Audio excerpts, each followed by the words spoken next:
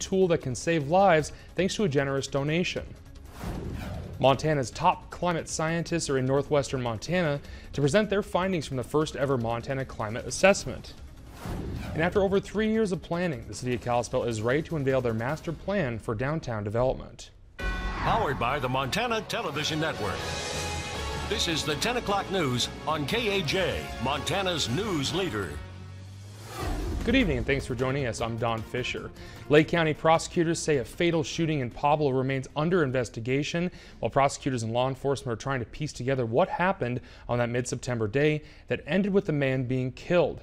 28-year-old Ryan Black was released about a week after the shooting on his own recognizance because prosecutors said they began checking out the possibility that the shooting was in self-defense. Now the Division of Criminal Investigation is planning to recreate the scene to determine Black's motive for shooting 34-year-old Johnny McKeever.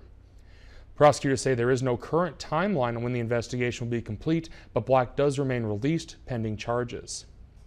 In other Lake County news, first responders may need to travel long distances to respond to emergencies.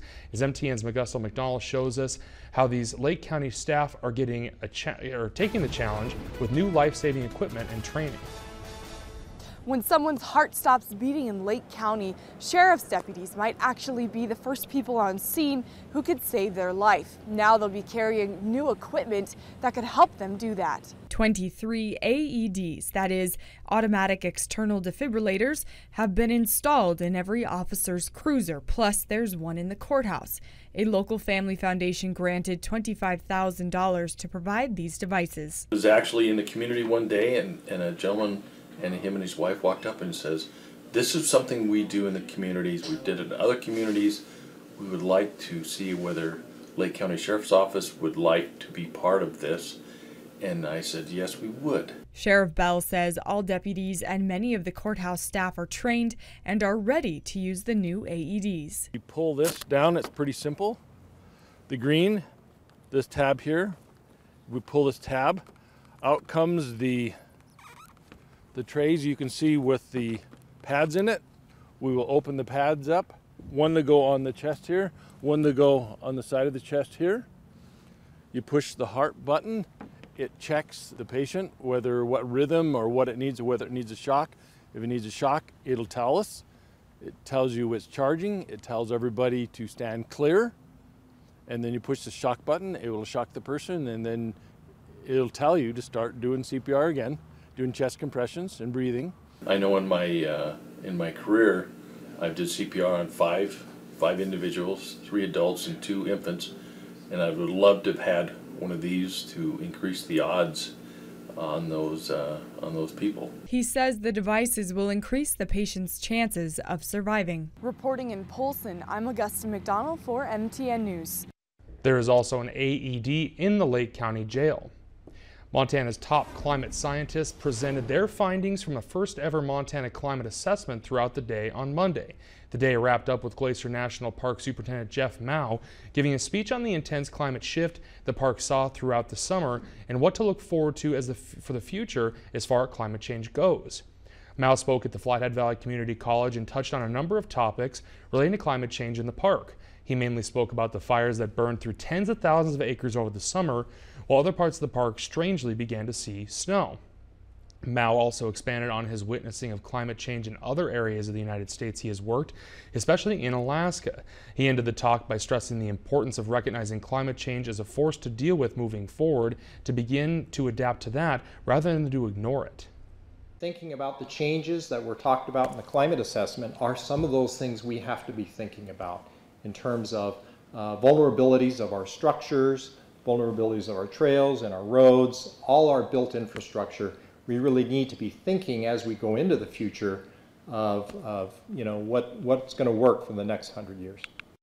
And the link to the entire Montana Climate Assessment Report is available on our website, kaj18.com. And speaking of weather, a beautiful day out there today, but some heavy wind and rain in the forecast for this week.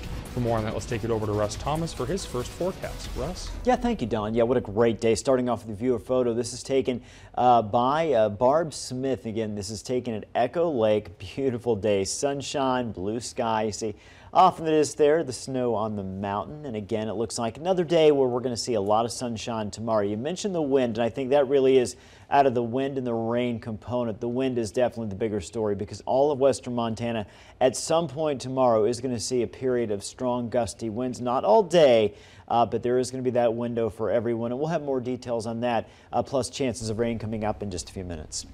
All right, thank you, Russ. Crews have been hard at work bracing up the remains of the burned out Sperry Chalet in Glacier National Park.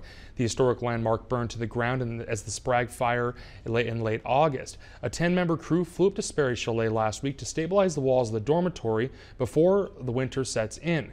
The workers are bracing the walls and gables by putting collars around the chimneys. Park officials say the crew is trying to protect the stone masonry structure from the snow that will push on the sides of the walls as well as the high winds. The work is expected to wrap up this week, and the park will assess how the structure fared through the winter and develop additional steps next spring. The Glacier National Park Conservancy launched the Sperry Action Fund campaign that has supported nearly all of this stabilization effort. The city of Kalispell has been working on developing a plan for downtown for the past 3 years, and after talking with hundreds of business owners and over 1,000 community members to see what their ideas are for the downtown area, the city has created a plan. The proposal looks at parking, the historical integrity, landscaping, and other improvements to create a downtown image. And one of the main topics up for discussion is whether Main Street should function as a highway or an actual main street. The city's plan calls for developing a 3-lane road system through the middle of downtown, but the city still wants the street to function as a main street, not a highway.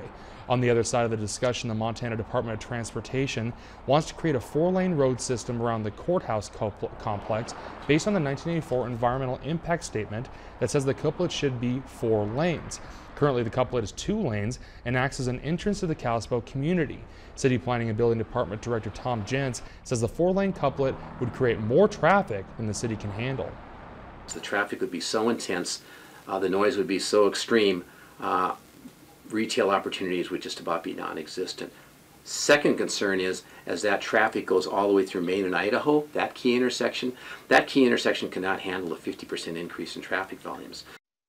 And there will be a public meeting in 2 weeks to discuss this topic and come up with a plan on the downtown decision.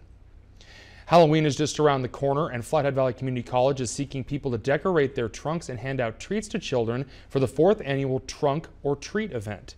The event is hosted by Flathead Valley Community College Veterans Association. It's a little different than the traditional door-to-door trick-or-treating, but it has become a family tradition for many in the valley. Kids dressed up and collected candy from decorated trucks, and each kid getting 1 to 2 pieces per car, and kids can go through a couple times. Organizers say the goal is to get the community together in a safe environment, while 1st, 2nd, and 3rd straight cash prizes will be awarded for the best decorated trucks. The event is free and open to the public, and last year more than 700 kids participated.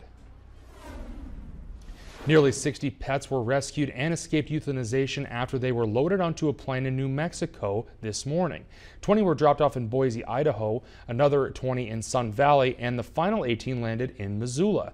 MTN's Kent Lutzen brings us a story of a company, Dog Is My Co-Pilot, who are transporting thousands of pets to places with higher adoption rates.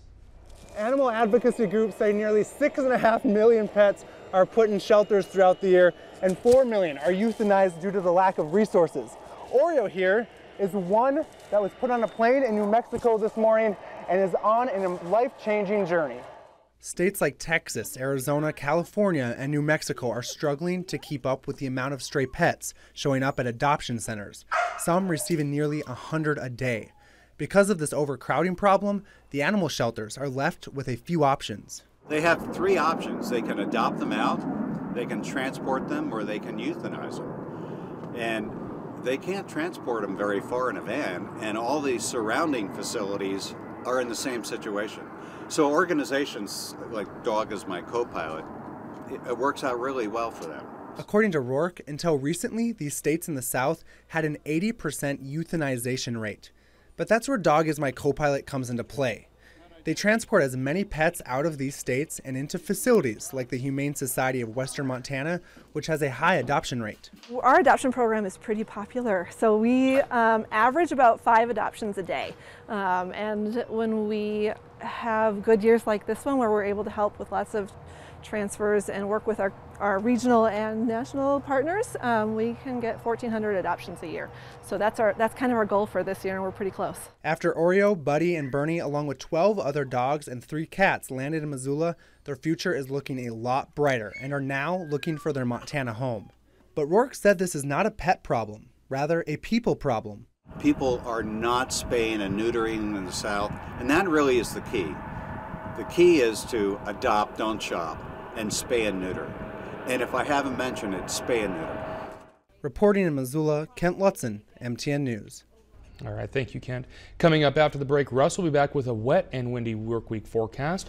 And later, a Montana wind power developer is suing state regulators and the state's largest electric utility. We'll have